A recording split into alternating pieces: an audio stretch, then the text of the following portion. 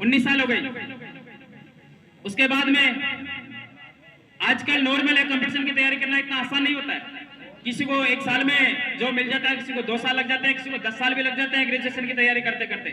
अब माना कि आपकी 26 साल उम्र हो गई, 25 साल उम्र हो गई, हो सकता किसी की ज्यादा हो गई हो, उस टाइम पे जाके आपको जॉब मिले, तो ये तो आप नॉर्मल वे में आप चलोगे तो इस कंडीशन में आपको जॉब मिल सकती है, वो भी कंपटीशन का जमाना है। अगर आप बिल्कुल एकाग्रचित होके और सारी मोह माया से दूर रहकर अगर आप तैयारी करोगे तो ही आपको जॉब मिलने के चांस है।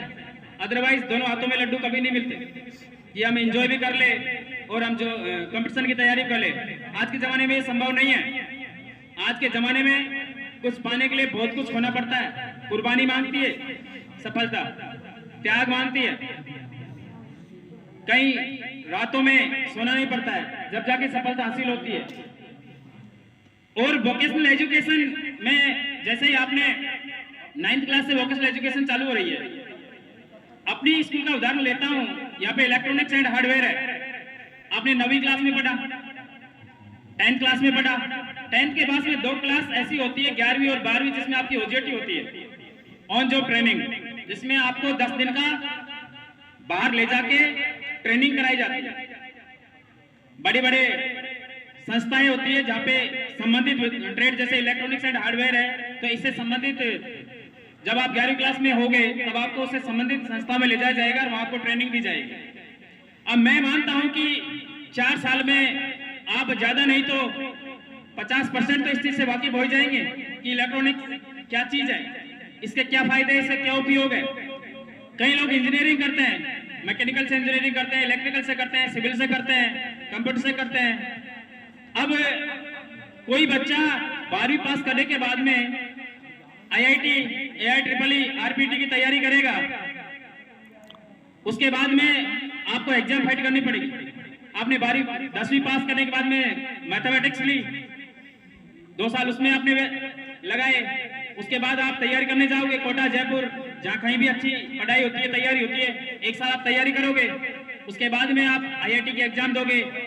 हो सकता है आप IIT की एग्जाम फाइट करें, AIEEE की करें या फिर RPT की करें। पहले तो तीनों एग्जाम अलग अलग होती थी, लेकिन आजकल एक ही कॉमन एग्जाम होती है और रैंक के हिसाब से इसमें कॉलेज प्रोवाइड होती है स्टूडेंट्स को। जितनी परसेंटेज होती है, जितने रैंक होती है, उस हिसाब से कॉलेज प्रोवाइड होती है। अब उसके बाद में जब आपका एग्जाम फाइट होगा और आपकी जो रैंक आएगी उस हिसाब से आप इंजीनियरिंग कॉलेज में आपका दाखिला होगा। जब 4 साल आप इंजीनियरिंग करोगे तब आपको पता चलेगा कि क्या होती है इलेक्ट्रॉनिक्स, क्या होती है इलेक्ट्रिकल, क्या होती है सिविल।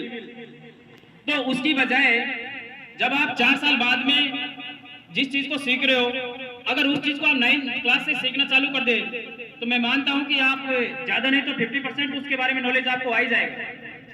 मुख्य उद्देश्य वोकेशनल एजुकेशन का है रोजगार देना। अब गवर्नमेंट की जो वैकेंसियां निकलती है, 10,000 वैकेंसी निकलती है, फॉर्म 10 लाख आते हैं।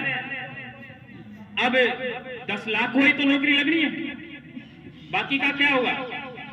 पढ़ाई तो वो भी कर रहे हैं, कोचिंग वो भी कर रहे हैं, मेहनत वो भी कर रहे हैं, उनका भी पैसा खर्च हो रहा है कोचिंग करने में, तैयारी करने में।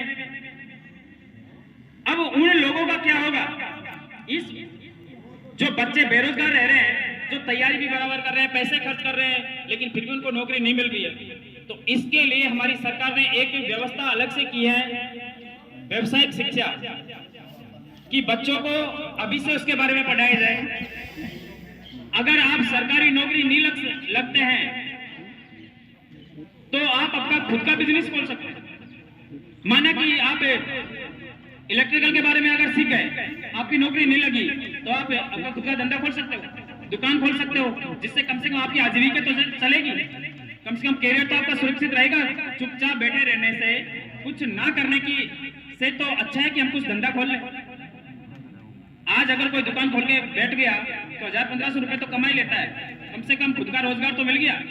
पता आज की तारीख में सबसे बड़ा श्राप क्या है?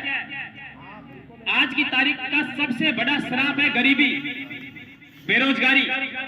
ये सत्य बात कह रहा हूं। जब आप बेरोजगार रहोगे, जब आपके पास कोई धंधा पानी नहीं रहेगा, एक दिन आपके माँ बाप, आपके भाई बहन, आपके रिश्तेदार, आपके मिलने वाले सब आपसे मुंह मोड़ लेंगे।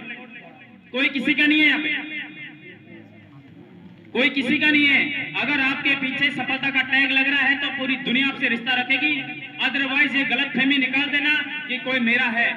जिन्होंने जन्म दिया है वो भी आपसे कतराने लग जाएंगे। जो आपके भाई बहन है, बंधु है, रिश्तेदार है, वो आपसे रिश्ता नाता खत्म कर लेंगे, आप अगर कुछ नहीं कर रहे हो तो।